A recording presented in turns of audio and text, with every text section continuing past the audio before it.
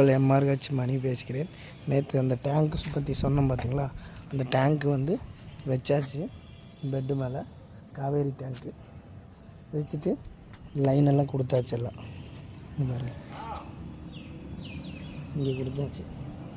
இங்கே ஒரு டெலிவரி போகுது, இங்கே ஒரு டெலிவரி போகுது, இங்கே வாங்கி கொடுத்தாச்சு.